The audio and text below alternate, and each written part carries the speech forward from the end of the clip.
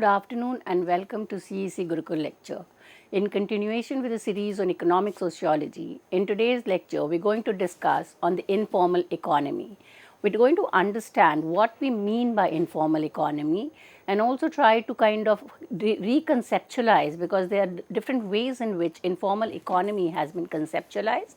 Basically, there is a traditional way of understanding, and then there was a lot of rethinking, reconceptualization, and now we have a kind of a multiple ways in which informal economy can be understood.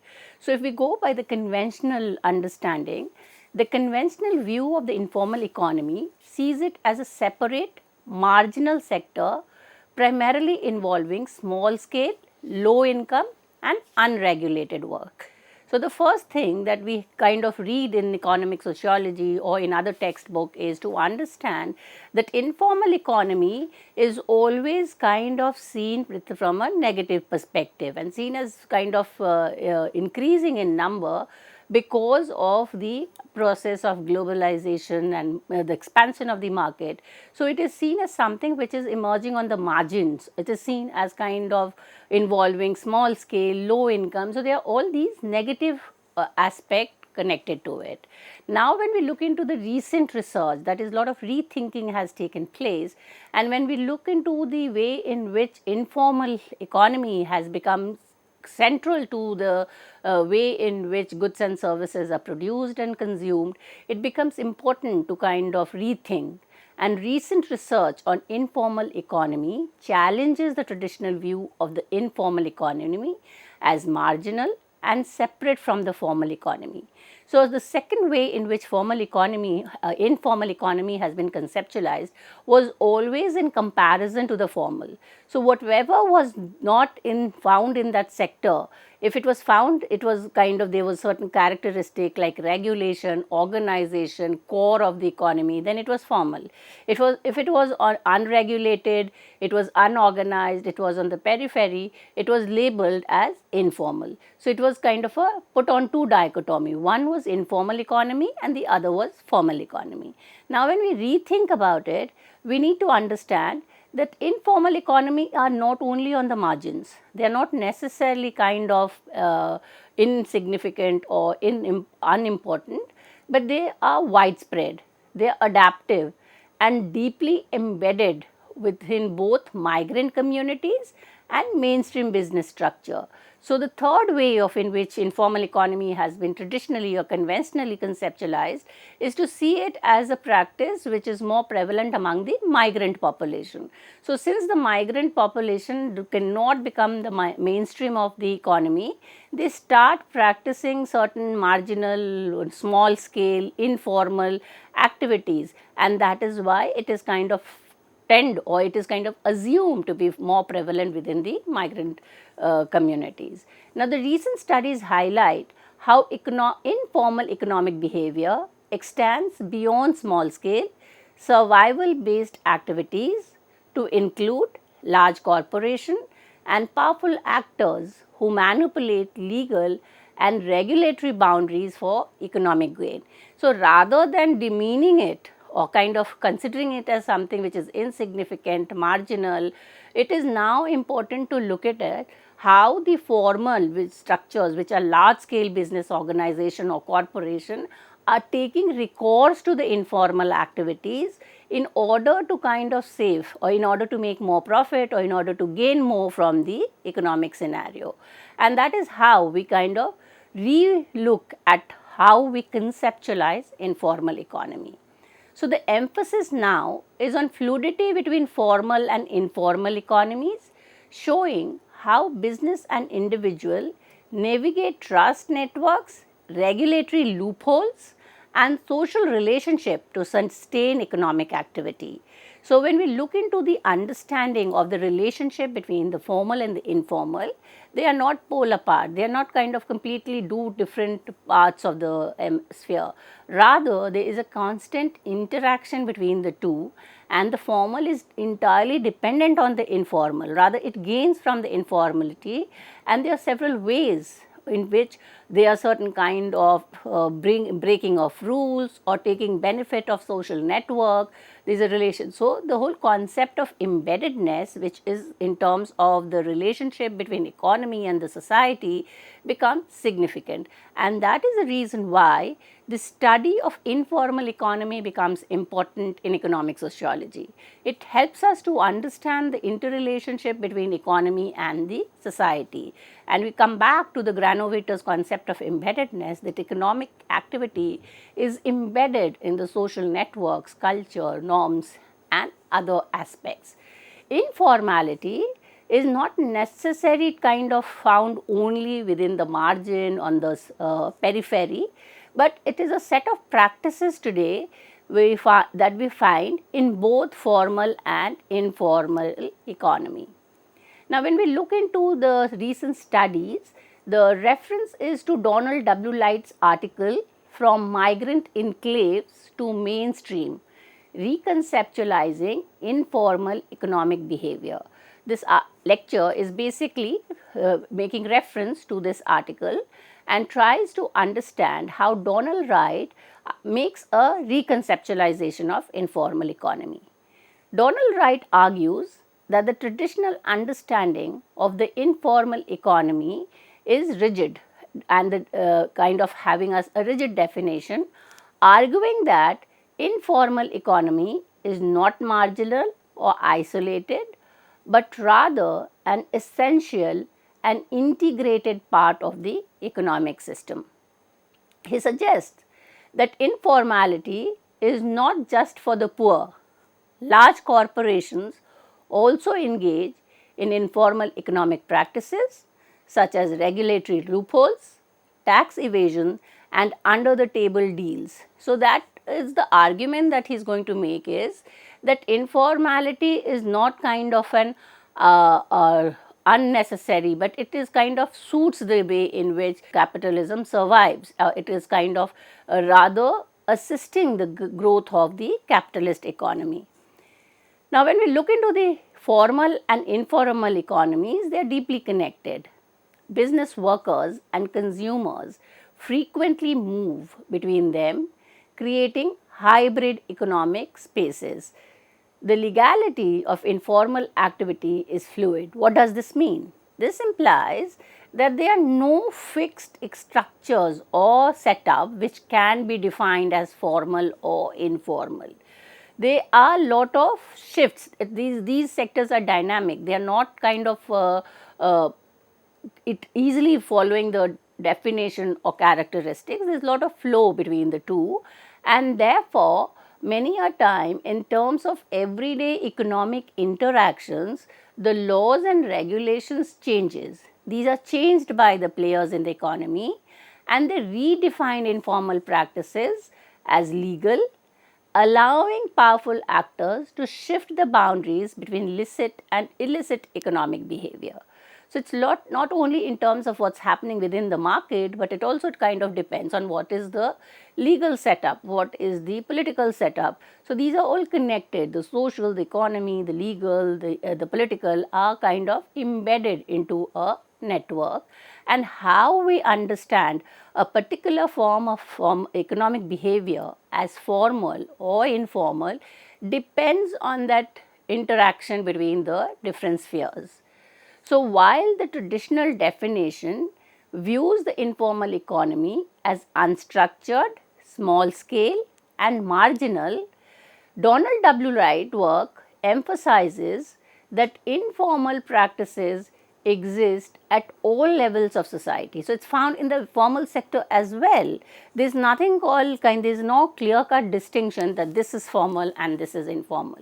So, even within large scale corporation, we see that there are many ways in which informality has been found. So, when we look into the article of Donald W. Light, he is basically critiquing the traditional definition and emphasizing the role of migrant enclaves in informal economic behavior. So, even migration or migrants in much of literature has been seen as kind of a flow of people, or it is a burden on the economy to the place where the migrant comes in.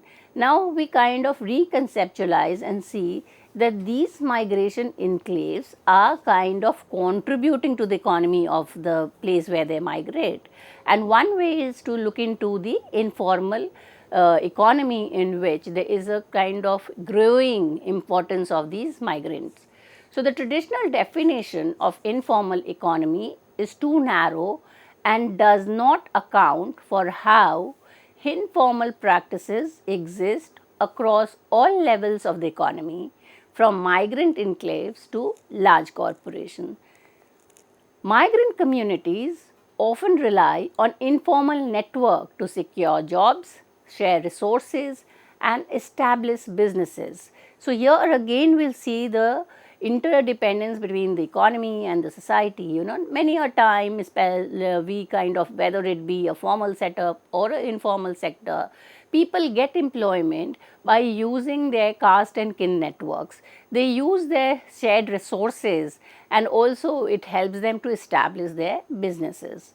These economic activities depends on trust, reciprocity and bounded solidarity rather than formal legal contracts.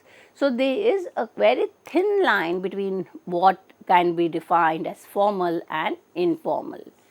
Informal or informality as a concept has become significant in today's economy, and therefore it's important as sociologists to understand that informality is the mainstream economy. Why? Because informal labor market provides opportunities for economic mobility, but can also lead to exploitation and vulnerability. So we have both the sides. It's not kind of only saying that informality is kind of leading to the gain or leading to the strengthening of the formal, but there are certain loopholes or there are certain weaknesses of the informal sector, and that is the high level of precarity or vulnerability. There is a lot of kind of denial of the right wage to the workers. They are kind of low workers protection, a lot of literature in terms of the decline of the bargaining, collective bargaining rights among the workers. So we need to kind of understand that are these characteristics or features only to be found in the informal sector, or is it a kind of something which is following into the formal economy as well. So, informal economic practices are not confined to the economically marginalized, but they also appear in corporate and elite business practices. Large firms use regulatory loopholes, political lobbying and legal strategies to bypass formal constraint, mimicking the flexibility of the informal economy. Rather than being two distinct categories, the formal and the informal economies are interconnected and overlapping. Businesses and workers often move between the two based on economic pressure, regulatory changes and institutional constraint. So, it is not that there is some kind of preference for the formal, or people in the formal sector would all of them get the same kind of privilege.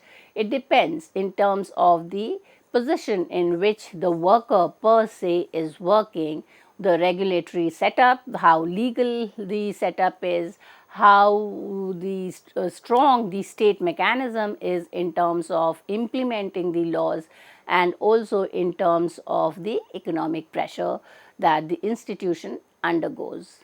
The informal economy is not simply a fallback option, but it's strategically used by both small business and large corporation to reduce cost and increase flexibility.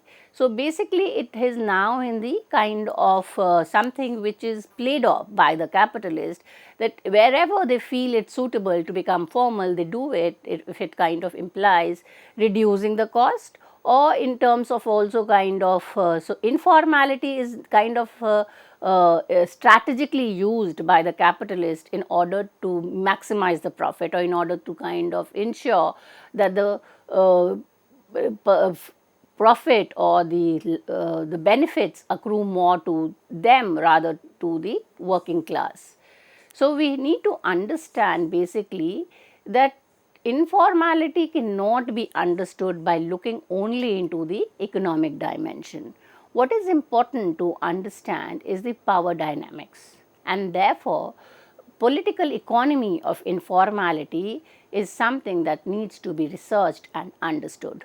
Why? Because informality is shaped by power dynamics and political influence, not just economic necessity.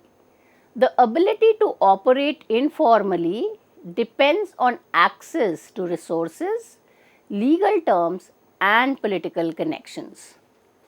Large corporations can legitimize previously informal practices by influencing policy, while small informal actors often remain vulnerable to legal enforcement.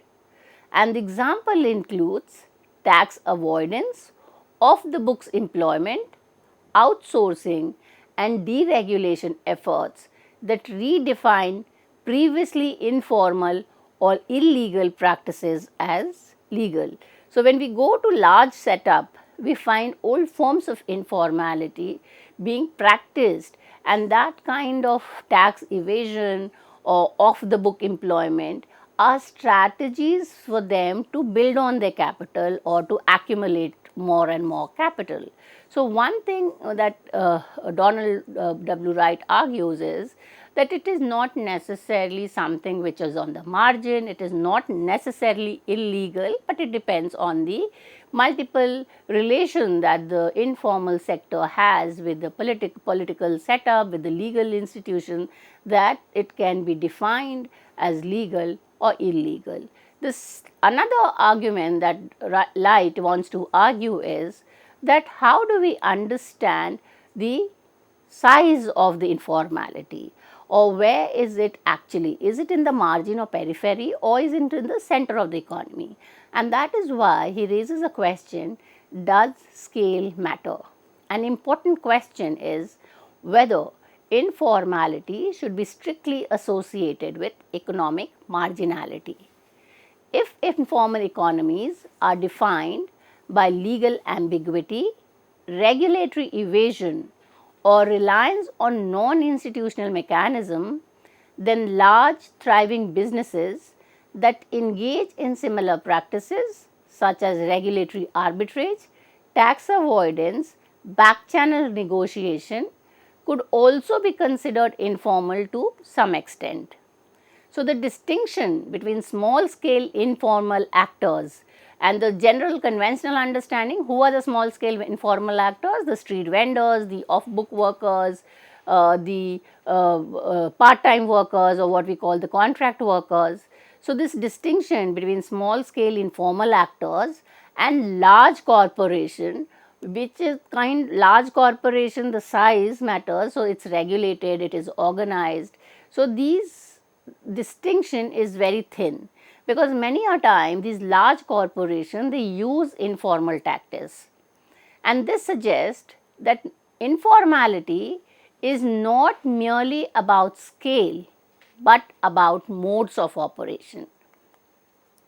In some industries, informal or extra legal practices are normalized, while in others they are stigmatized or criminalized. Now, this challenges the conventional understanding of the informal economy exist on a spectrum rather than as rigid category. So, we are going to kind of do away with this dichotomy between the formal and the informal, because there is a lot of flow between the two.